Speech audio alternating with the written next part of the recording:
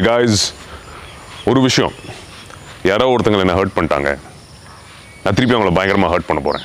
இது நான் காமனாக கேள்விப்படுற விஷயம். ஒருத்தர் உங்களை கஷ்டப்படுத்திட்டாருன்னு வச்சுக்கோங்க, திருப்பி நீங்கள் போய் அவங்களை கஷ்டப்படுத்துறதுனால நீங்கள் பட்ட கஷ்டம் சரியாக போகிறதில்ல. முதல்ல நம்ம ஹீல் ஆகணும், அதை நம்ம புரிஞ்சுக்கலாம். ஸோ ஒருத்தர் நம்மளை தோணலாம், சிச்சுவேஷன்ஸ் வாழ்க்கையில் வரும், என்னடா நமக்கு எதுக்குறா இப்படி, நம்ம ஒன்றுமே பண்ணலையே, நமக்கு இது தேவையா, டு வி டிசர்வ் இட், ஏன் இவ்வளோ நம்மளை கஷ்டப்படுத்திட்டாங்க சம்மந்தமே இல்லாமல். ஸோ நான் அவரை இது பண்ண போகிறேன் திருப்பி. அதாவது இந்த சிந்தனையை வந்து நம்ம டோட்டலாக மாற்றணும். ஏன்னா நம்ம நல்லதுக்காக, உங்கள் நல்லதுக்காக. நான் தெளிவாக சொல்கிறேன். ஏன்னா இது பல வருடங்கள் என் வாழ்க்கையில் எனக்கு ஏற்பட்ட புரிதல். நான் சொல்லித்தரேன், உங்களுக்கு பிரயோஜனமாக இருக்கான்னு பாருங்கள். ஏன்னா எனக்கு பெரிய லெவலில் பிரயோஜனமாக இருந்திருக்கு, நிறைய பேருக்கு ஹெல்ப்பும் பண்ணியிருக்கு. பிகாஸ் ஒருத்தரை ஹர்ட் பண்ணி நம்மளோட காயங்களை நம்ம ஆற்றிக்கணும்னு நினைக்கிறோம் இல்லையா. ஒருத்தர் நம்மளை கஷ்டப்படுத்துறாங்கன்னா நம்ம அவங்களை திருப்பி கஷ்டப்படுத்தியோ இல்லை அவங்களை இன்னும் பெருசாக கஷ்டப்படுத்தியோ நம்ம சந்தோஷப்பட்டுக்கலாம், நமக்கு ஆறுதல் கிடைக்கும்னு நினைக்கிறோம்ல. நடக்கவே நடக்காது. அப்படி ட்ரை பண்ணி பார்த்துருக்கீங்களா? இன்னும் உங்களுக்கு கஷ்டம் அதிகம் தான் ஆகும், இன்னும் நீங்கள் கசப்பான மனிதராவீங்க, இன்னும் சந்தோஷம் இல்லாத ஒரு மனுஷன் தான் ஆவீங்க.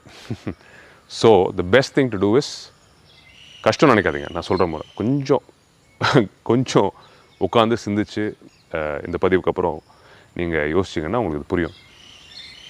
மன்னிச்சு விட்டுருங்க நான் சொல்ல வரல. பட் உங்களுக்கு ஒரு வழி வருது, ஒருத்தங்க கஷ்டப்படுத்திட்டாங்கன்னா அதை தள்ளி நின்று பார்க்க கற்றுக்கணும். எதுக்கு அந்த மனுஷன் நம்மளை அப்படி பண்ணார், இல்லை அந்த மனுஷனோ ஆணோ பெண்ணோ சிச்சுவேஷனோ ஏன் அப்படி வந்துச்சு, அதோட நம்ம எமோஷ்னல் ஆகாமல் தள்ளி நின்று அந்த சிந்தனையை நம்ம தள்ளி நின்று பார்த்து கற்றுக்கணும். ஒரு மூணாவது மனுஷனாக நம்மளை நம்ம அந்த சிச்சுவேஷனை வச்சுட்டு பார்த்துக்கணும். பார்க்க ஆரம்பிச்சிங்கன்னா, என்னடா இவ்வளோ தானா, இதுக்காக இவ்வளோ நம்ம கோவப்பட்டோம், இதுக்காக நம்ம இதை பண்ணுறோம் அப்படின்னு சொல்லிட்டு, அதாவது வேர்த்தே கிடையாதுடா, வேர்த்தே இல்லாத விஷயங்களை நம்ம லைஃப்பில் வச்சுக்கூடாதுன்ற தெளிவு நமக்கு வந்துடும். லைஃப்பில் நான் எப்பயும் ஒன்று சொல்ல நண்பர்களே, I tell you this strongly, நமக்கு நம்மளை சந்தோஷப்படுத்தாத, நம்மளை வளர விடாத, ஏன் நம்மளை நிம்மதியாக இருக்க விடாத எந்த சிந்தனையோ மனிதர்களோ எதுவுமே நமக்கு வாழ்க்கையில் தேவை கிடையாது. ஸோ யாரோ ஒருத்தங்க கஷ்டப்படுத்திட்டாங்க, என்றைக்கோ ஒரு நாள் நினச்சி இன்றைக்கி நீங்கள் டைம் வேஸ்ட் பண்ணிங்கன்னா ஏமாளி லூசர் யார்? நம்ம தான். ஸோ இன்னொருத்தரை ஹர்ட் பண்ணி திருப்பி நம்ம அந்த காயத்தையும் ஆற்றிக்க முடியாது. இதை நம்ம தெளிவுபடுத்திக்கலாம். ஆனால் இதை நோக்கி தான் நிறைய பேர் நான் அதை பழி வாங்கணும், இதை பண்ணணும், அவங்க முன்னாடி நான் இது பண்ணணும். உங்களுக்காக நீங்கள் பண்ணுங்கள். தள்ளி நின்று பார்க்க கற்றுக்கிட்டு அதை ஒதுக்கிட்டு சிரிச்சுட்டு போயிடுவீங்க.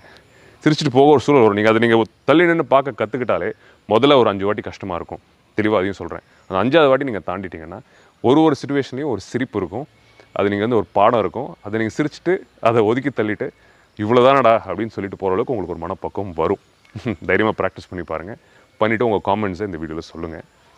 இதெல்லாம் வந்து நம்ம எல்லோரும் நல்லா இருக்கணும், சந்தோஷமாக இருக்கணும், ஒரு தெளிவான சமுதாயத்தை உருவாக்கணும் அப்படின்றதுக்காக, முக்கியமாக சந்தோஷமாக இருக்கணுங்க, சிம்பிளாக வச்சுக்கோங்க. அதுக்காக சொல்கிற விஷயம் தான். ஓகே நண்பர்களே, பண்ணிவிட்டு சொல்லுங்கள்.